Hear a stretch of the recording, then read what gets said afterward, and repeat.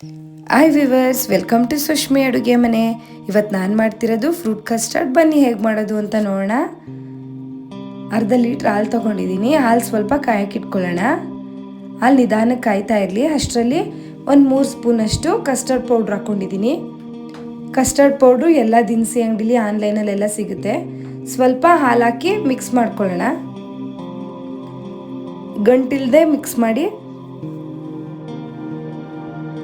ಇದನ್ನ ಪಕ್ಕಕ್ಕೆ ಇಟ್ಕೊಂಡ್ಬಿಡೋಣ. ನೋಡಿ, ಇವಾಗ ಹಾಲು ನಿಧಾನಕ್ಕೆ ಕಾಯ್ತಾ ಇದೆ. ಹಾಲೆಲ್ಲ ಕಾದು ಉಬ್ಬು ಬರ್ತಿದೆ ನೋಡಿ. ಇವಾಗ 1 ನಿಮಿಷ ಹಾಗೇನೆ ಚೆನ್ನಾಗಿ ಲೋ ಫ್ಲೇಮ್ ಮಾಡಿ ಕುದಿಸ್ಕೊಳ್ಳೋಣ. ಹಾಲೆಲ್ಲ ಸ್ವಲ್ಪ ಚೆನ್ನಾಗಿ ಕಾಯಿಸ್ಕೊಂಡ್ರೆ ಚೆನ್ನಾಗಿರುತ್ತೆ, ಇಲ್ಲಾಂದರೆ ಹಾಲು ದೋಸೆ ಸ್ಮೆಲ್ ಬಂದರೆ ಅಷ್ಟು ಚೆನ್ನಾಗಿರಲ್ಲ. ಹಾಗೇನೆ 1 ನಿಮಿಷ ಎಲ್ಲ ಚೆನ್ನಾಗಿ ಕುದ್ಮೇಲೆ ಆಮೇಲೆ 3/4 ಬಟ್ಲಷ್ಟು ಸಕ್ಕರೆ ಹಾಕ್ಕೊಂಡಿದ್ದೀನಿ. ಸಕ್ಕರೆ ಎಲ್ಲ ಕರಗೋ ಥರ 1 ನಿಮಿಷ ಹಾಗೇನೆ ತಿರುಗಿಸ್ಕೊಂಡು ಇವಾಗ ನಾವು ಕಸ್ಟರ್ಡ್ ಪೌಡ್ರು ಮತ್ತು ಹಾಲು ಮಿಕ್ಸ್ ಮಾಡಿ ಇಟ್ಕೊಂಡಿದ್ವಲ್ಲ ಅದನ್ನು ನಿಧಾನಕ್ಕೆ ಹಾಕ್ಕೊಳ್ಳೋಣ. ಹಾಕ್ಕೊಂಡು ಎಲ್ಲನೂ ನಿಧಾನಕ್ಕೆ ಹಾಗೇನೆ ತಿರುಗಿಸ್ಕೊಳ್ಳೋಣ. 1-2 3 ನಿಮಿಷ ಕುದಿಸ್ಕೊಂಡ್ರೆ ಸಾಕು. ಕಸ್ಟರ್ಡ್ ಪೌಡ್ರ್ ಹಾಕಿದ್ಮೇಲೆ ಅದೇ ಗಟ್ಟಿಯಾಗಿ ಬರುತ್ತೆ. ಕೈ ಬಿಡಬೇಡಿ, ಯಾಕಂದರೆ ಒಂದೊಂದ್ಸಲ ಕೆಳಗಡೆ ತಳ ಸೀದ್ಬಿಡುತ್ತೆ. ಸೀದಂಗೆ ನಿಧಾನಕ್ಕೇನೆ ಎಲ್ಲನೂ ತಿರುಗಿಸ್ಕೊಳ್ಳೋಣ. ಇವಾಗ ಸ್ಟವ್ನ ಆಫ್ ಮಾಡ್ಕೊಂಬಿಡೋಣ. ನೋಡಿ, ಸ್ವಲ್ಪ ಗಟ್ಟಿಯಾಗಿದೆ. ಒಂದು ಅರ್ಧ ಗಂಟೆ ಹಾಗೇನೆ ಹೊರಗಡೆ ಇಡೋಣ, ತಣ್ಣಗಾಗೋ ಥರ.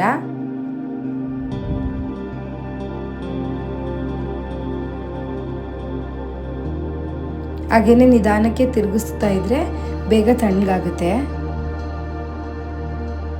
ಇವಾಗ ನೋಡಿ, ಸ್ವಲ್ಪ ಗಟ್ಟಿಯಾಗಿದೆ. ಒಂದು ಅರ್ಧ ಗಂಟೆ ಬಿಟ್ಟಿದೆ ಅಲ್ವಾ ತಣ್ಣಗಾಗಕ್ಕೆ.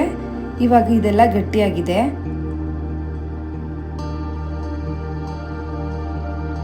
ಒಂದು ಬಾಕ್ಸ್ಗೆ ಅಥವಾ ಒಂದು ಬೌಲ್ಗೆ ಏನಕ್ಕಾದ್ರೂ ಹಾಕ್ಕೊಂಡು ಒಂದು ಅರ್ಧದಿಂದ 1 ಗಂಟೆ ಫ್ರಿಜ್ಜಲ್ಲಿಟ್ಟರೆ ಸ್ವಲ್ಪ ಕೋಲ್ಡ್ ಆಗುತ್ತೆ.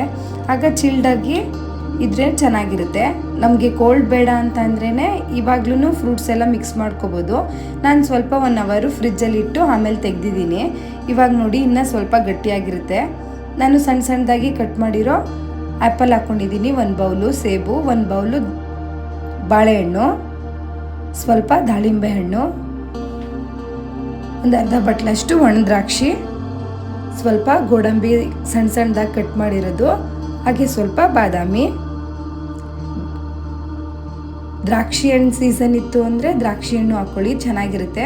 ಹುಳಿ ಇಲ್ಲದೆ ಇರೋದು ಹಾಕ್ಕೊಳ್ಳಿ. ಇದನ್ನೆಲ್ಲ ಸ್ವಲ್ಪ ಚೆನ್ನಾಗಿ ಮಿಕ್ಸ್ ಮಾಡ್ಕೊಳ್ಳೋಣ.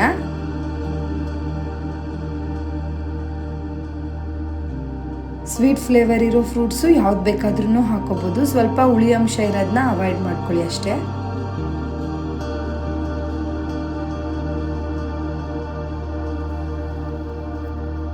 ಎಲ್ಲನೂ ಸ್ವಲ್ಪ ಚೆನ್ನಾಗಿ ನಿಧಾನಕ್ಕೆ ಮಿಕ್ಸ್ ಮಾಡ್ಕೊಳ್ಳೋಣ. ಮಕ್ಕಳಂತೂ ಹಾಗೇನೆ ಹಣ್ಣುಗಳು ಕೊಟ್ಟರೆ ತಿನ್ನಲ್ಲ. ಈ ಥರ ಏನಾದರೂ ಮಾಡಿಕೊಟ್ರೆ ತಿಂತಾರೆ ಅಲ್ವಾ. ಹಾಲು ಕೊಟ್ಟಂಗಾಗುತ್ತೆ, ಹಣ್ಣುಗಳು ತಿನ್ನಂಗಾಗುತ್ತೆ.